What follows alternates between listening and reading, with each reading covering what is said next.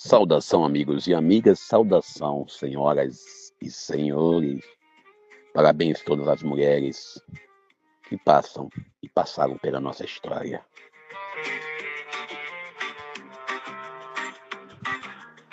Ela acorda antes do sol nascer, carrega o mundo sem ninguém perceber. No olhar sereno traz direção, no peito pulsa a revolução. Caríssimos e caríssimas, eu sou Daniel Nonato. Não pede palco, faz acontecer. Transforma a dor em força pra viver. Se o mundo pesa em sua mão. Caríssimos e caríssimas, hoje Dia Internacional da Mulher. A gente quer prestar homenagem a todas as mulheres. E eu hoje, esse ano, eu escolhi prestar homenagem à primeira e à grande mulher da minha vida, da minha história, aquela que me gerou, a minha santa mãe, Dona Iracilda, que não sabe tomar letras, mas na sua maturidade e capacidade criou 10 filhos, né? E nos ajuda até hoje, às vezes até discordando, dando opinião que não consiste, mas a sua opinião nos faz melhores. Ela nos coloca, às vezes, em posições que a gente fica indignado. É aquilo que uma mãe faz, às vezes, com nós filhos, mesmo depois dos 40. E a gente quer que as mulheres estejam onde quiser na história da nossa vida.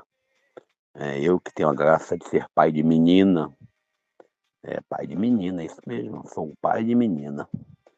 E a gente sabe que mulher, né, ela tem um quê que nos faz melhores, tem um quê que ninguém consegue explicar. Sou filho, sou irmão, sou pai e, sobretudo, eu sou homem. Mas sem as mulheres eu não seria ninguém. A começar pela geração, né? Eu nasci de uma mulher. Não sei você aí que às vezes é misógino, preconceituoso, acha que a mulher é menos que você, não sei de onde você veio. Mas se não fosse uma mulher na história da humanidade, nós não teríamos o Salvador Jesus de Nazaré. Mas vamos nós lembrando que hoje, né, a gente vai iniciar a liturgia de hoje, lembrando as leituras, Êxodo capítulo 17, versículo 3 ao 7. O salmo é o Salmo 94, entre parênteses 95. E a segunda leitura, Romanos capítulo 5, versículo 1 ao 2, versículo 5 ao 8. O Evangelho de João. E hoje tem duas opções, mas eu vou citar somente uma. Capítulo 4, versículos 5 ao 42, porque geralmente tem o texto mais curto, né? Isso aí eu estou citando um texto mais longo. Tradicionalmente, né, esse texto de João, capítulo 4, 5 ao 42, citado no domingo na terceiro domingo da Quaresma, no ano A, e neste ano nós estamos celebrando, por acaso, pela graça de Deus, também uma data muito forte para nós, que eu já disse no início, que é o Dia Mundial Internacional das Mulheres, esse 8 de março. E antes de entrar mesmo no Evangelho, não podemos esquecer ou deixar passar em branco, né, por que esse dia existe. Não nasceu do programa, da propaganda de perfume, nem da promoção do shopping com flores e chocolate, que hoje todo mundo faz, né? O Dia Internacional das Mulheres, ou o Dia Internacional da Mulher, surgiu na luta muito concreta, né? Muito concreta, por dignidade, por direitos, lá no início do século XX. Mulheres trabalhadoras, muitas delas operárias, têxteis, enfrentavam jornadas absurdas. Não é que não enfrentam mais, hoje enfrentam um pouco mais, e aí continuam ainda enfrentando, esse é fato. Né? E o salário também era menor. Ainda hoje existem homens que defendem que a mulher tem que ganhar menos. Isso, homens da direita do Brasil. Você que é mulher que vota na direita, vai pensando nisso. E os salários bem menores dos homens. E as condições muito piores, extremamente precárias. E os protestos e movimentos de mulheres na Europa e nos Estados Unidos, sobretudo, começaram a exigir direitos básicos, salário justo, participação política e respeito à dignidade. Isso lá em 1910, numa conferência internacional de mulheres trabalhadoras em Copenhague, surgiu a proposta de criar um Dia Mundial de Luta e Memória. Década depois, né, a data foi reconhecida oficialmente pelas Nações Unidas. Então, a gente quando fala das mulheres, esse dia que tanto glamorizado aí, que o colega falava, vou levar minha esposa para almoçar fora hoje. O outro dizia, vou levar flores para minha mãe. O outro dizia isso, dizia aquilo. E cada um tenta celebrar esse dia da melhor maneira possível. Lembrando que nosso país vive, infelizmente, nos últimos anos, um crescimento e uma taxa de feminicídio. E são várias histórias a contar, né, da violência sexual, o caso aqui no Rio de Janeiro, que deixa indignados jovens, violentaram uma jovem de 17 anos sexualmente. Também a gente pega aí o caso da outra menina que disse não para o rapaz entrou na sua casa e esfaqueou ela, mais de 20 facadas, pelo que eu lembro, 30 facadas, e outros casos mais que às vezes eu falo nós porque infelizmente eu estou nesse grupo, estamos nesse grupo homens, né? Nós homens às vezes nos portamos com as mulheres. Desculpem o desabafo, mas às vezes nós somos monstrinhos e nós devemos nos policiar. O Dia das Mulheres não pode ser resumido ao 8 de março. Tem que ser a vida toda. Então, quando hoje a liturgia nos coloca diante de Jesus, uma mulher samaritana, aqui em João 4, versículo 5 ao 42, exatamente no Dia Internacional das Mulheres, essa coincidência vira providência. Não é apenas interessante, é profundamente simbólico, porque ali no meio do caminho de Samaria, junto a um poço antigo, acontece algo revolucionário naquele contexto, né? Vamos ao Evangelho, o texto começa dizendo: Jesus chegou a uma cidade da Samaria chamada Sicar, perto da terra que Jacó tinha dado a seu filho José. Quem não lembra, José do Egito, é isso. Ali ficava um poço de Jacó. Cansado da viagem, Jesus sentou-se junto ao poço. Era por volta de a hora sexta, para quem não sabe, a hora sexta equivale às 12 horas no Brasil, né? E, no caso, meio-dia também conhecido. Imagina o cenário: sol forte no Oriente Médio, calor daquele que faz qualquer pessoa procurar uma sombra. Não era horário típico para ir buscar água. As mulheres costumavam ir ao poço pela manhã, bem cedo, porque a função de buscar água era da mulher, ou no fim da tarde. Mas aquela mulher vai ao meio-dia. Por que ela vai ao meio-dia? Provavelmente porque não queria encontrar ninguém.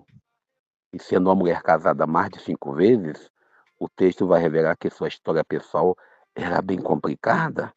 Então ela não queria ser julgada. E quando a sociedade vira especialista em apontar o dedo, muitas das vezes, muitas pessoas, né, acabam preferindo a solidão, o isolamento. E é exatamente ali que Jesus aparece, no isolamento.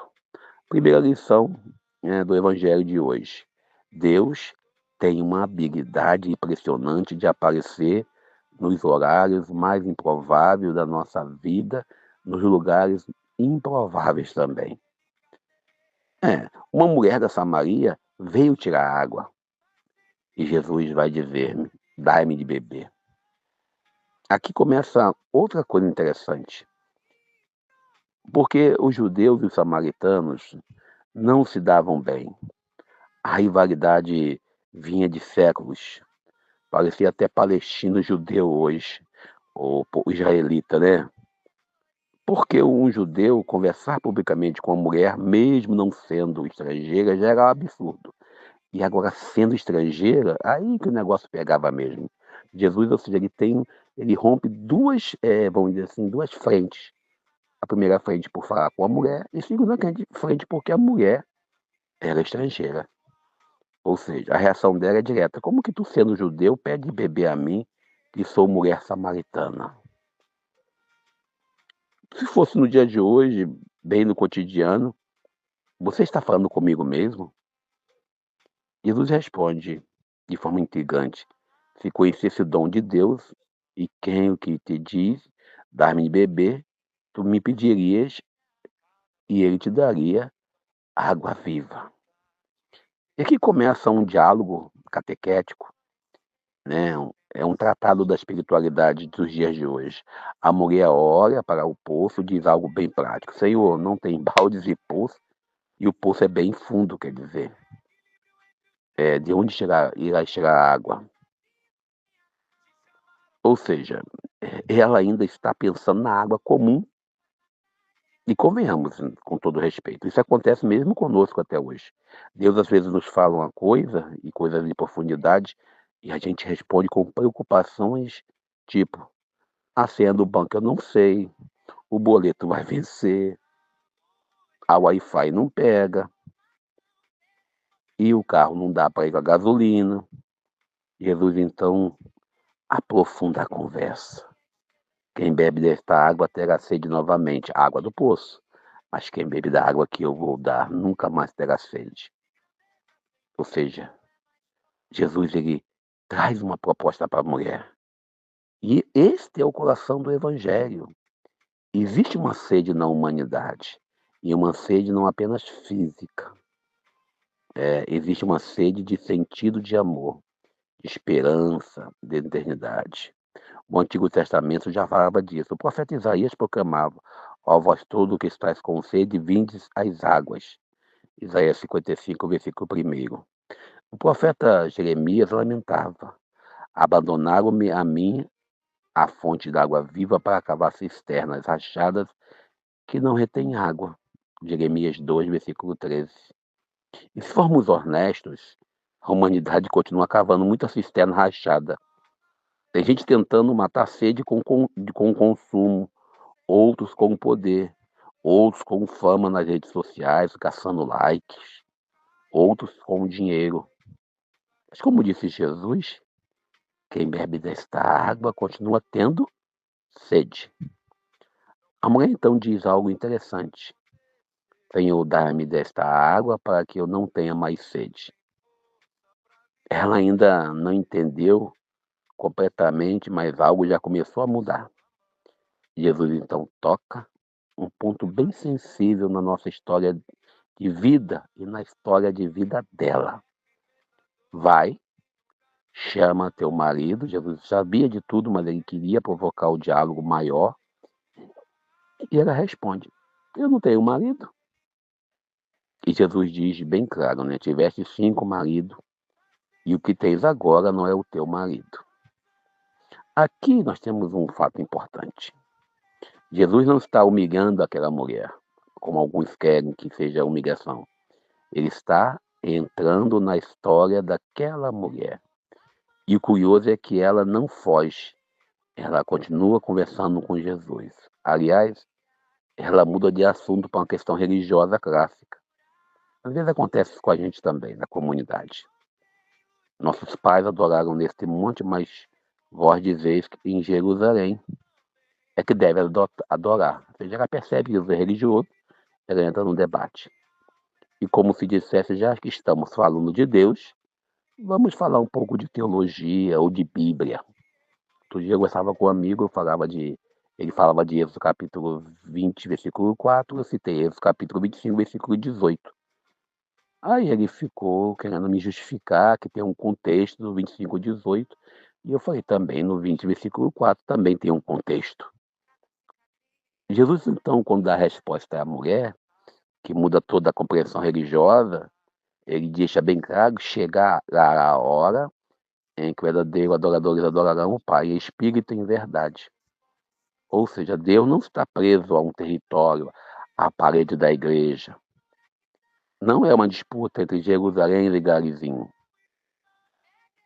A verdadeira adoração mesmo nasce de um coração sincero, transformado. Enquanto isso, os discípulos, né, voltam da cidade e encontram Jesus conversando com a mulher. Aí vem a misoginia apostólica. O texto diz que eles ficaram admirados, mas ninguém teve coragem de perguntar a Jesus sobre por que ele estava com aquela mulher. Bem, imagine bem a cena no contexto de 2000 anos atrás, não é isso? Os discípulos estavam pensando, tem alguma coisa acontecendo aqui que a gente não está entendendo. Então, acontece algo mais simbólico. João diz, a mulher deixou o seu cântaro, foi à cidade e disse às pessoas, vinde ver o homem que me disse tudo o que eu fiz. Deixar o cântaro, o objeto que simboliza sua busca cotidiana por água, já não é mais central. Agora ela tem outra missão, não de buscar a água, mas levar a água da vida que ela encontrou. Ela se torna anunciadora. Uma mulher marginalizada se transforma em missionária. Voltamos ao evangelho de ontem. O filho pródigo, o filho que volta. Isso nos lembra algo muito importante na história da nossa salvação. Deus sempre surpreende escolhendo pessoas improváveis. Maria de Nazaré, lá em Lucas 1,38. Maria Madalena, anunciando a ressurreição em João 20,18. A samaritana evangelizando sua cidade em João 4,39. Aliás, o texto termina dizendo: muitos samaritanos daquela cidade acreditaram em Jesus por causa do testemunho da mulher. Ou seja, aquela mulher tinha um prestígio na região. Ela que às vezes era evitada, se torna também ponte de fé para uma cidade inteira. E isso nos leva de volta ao dia de hoje, ao Dia Internacional das Mulheres. O Evangelho mostra algo que às vezes a própria sociedade demora a perceber.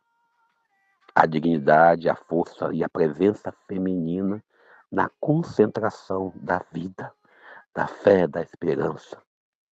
Jesus conversa com essa mulher. Jesus a escuta. É importante nós, homens, aprendermos a escutar as mulheres. Jesus revela. Jesus confia. Talvez hoje a pergunta seja simples. Para todos nós, homens e mulheres. De que água estamos bebendo? Da água que promete felicidade rápida, mas logo acaba? Ou da água viva que Cristo oferece? Como disse São Paulo na segunda leitura, o amor de Deus foi derramado em nossos corações pelo Espírito Santo. Romanos 5, versículo 5. Essa é a verdadeira fonte. Se tem uma coisa que a história da Samaria nos ensina é que ninguém está longe demais para encontrar essa fonte. Nem o pecador, nem o cansado, nem o desacreditado, nem a pessoa que acha que já tentou de tudo na vida. Porque às vezes no meio do caminho, num dia comum, num lugar improvável, alguém se senta ao nosso lado e diz simplesmente: dai-me de beber. E ali começa uma conversa que pode mudar toda a nossa história. Outro dia, num grupo de rede social, no WhatsApp sobretudo, uma pessoa, uma mulher pediu se nós podíamos, nós, o grupo, de ajudar com uma cesta básica. E nós, eu particularmente, me senti tocado, foi no dia do Evangelho de Lázaro, Lucas 16, e aí alguém perguntou quem era ela, publicamente, se tinha o seu filho dela tinha pai, se ela trabalhava, se ela queria trabalhar. Fizeram uma entrevista com a menina, com a moça, com a mulher, que eu não entendi por quê. Então, o evangelho de hoje, ele questiona a nossa capacidade de indignação. E esse encontro de Jesus com a mulher samaritana, ele traz para nós uma leitura na atualidade de hoje. Nós, homens, eu falei isso no café da manhã ontem com a minha mãe e minha irmã, como nós nos relacionamos com as mulheres. Geralmente, nós homens, eu falo nós homens, e com todo respeito aos homens sérios, né, eu estou falando da natureza do homem, às vezes quando a moça lhe dá confiança, lhe puxa um assunto, ele já pensa: "Será que vai rolar?". Esse é o grande problema. Como acontece, muitas das vezes, os mal entendidos, e alguém sempre fala: "Ah, ela foi estuprada porque ela deu confiança. Ah, ela foi violentada porque ela estava com aquele short, com aquela camisa, com aquela saia". E o discurso misógino, o discurso contra as mulheres, ele vai desde você discordar, às vezes, do jeito que ela anda ou que ela se veste, até mesmo você, talvez, eu digo com todo respeito, você tenha um posicionamento de tentar justificar a violência contra a vida da mulher, com discursos muitas das vezes complicados. É você aceitar que a mulher tem que ganhar pouco porque ela é engravida. Você tem que aceitar de dizer que a mulher você ter uma filha mulher é uma fraquejada. E com todo respeito a quem disse isso, a minha filha, a quem eu amo profundamente, não foi uma fraquejada, mas é uma força que me ajudou a ficar de pé. Mesmo às vezes nós estamos distantes um do outro, devido ao trabalho, devido à vida que ela leva da juventude, ou minha vida já de mais de 40 anos. Que tenhamos consciência que a mulher, na sociedade, ela pode fazer o que quiser, que ela pode ser o que quiser. E nós temos que superar entre nós, religiosos, desculpem, os padres e bispos que discordam da minha opinião e os conservadores de hipócritas, até mesmo no ministério ordenado, devemos discutir, devemos rever esse conceito. Pois Jesus, ele traz aí no contexto o papel da mulher, como dizemos hoje no Evangelho. Maria gera Jesus, Madalena testemunha a ressurreição, e a primeira missionária de Jesus no Evangelho de João não é o apóstolo, é a mulher samaritana. Tenhamos consciência e a nossa obrigação de entender que a mulher, sem ela, nós estamos lascados. Nós, homens, estamos ferrados. Para que Deus possa nos abençoar, nos ajudar e assim construirmos uma sociedade mais justa, mais humana e igualitária, onde homens e mulheres não são competidores da função, mas parceiros nessa construção. Fique com Deus, obrigado a você pela sua audiência, pela sua paciência, para que possamos ser fiéis ao seu amor. Feliz domingo, parabéns às meninas, às mulheres, às mães, também às irmãs, às tias, às avós, todas vocês mulheres que fazem a diferença. Eu sou Daniel Nonato. Mulher, ninguém pode te diminuir. Teu brilho nasceu pra expandir. Força, beleza e grandeza sem fim. O mundo é mais forte porque você é assim.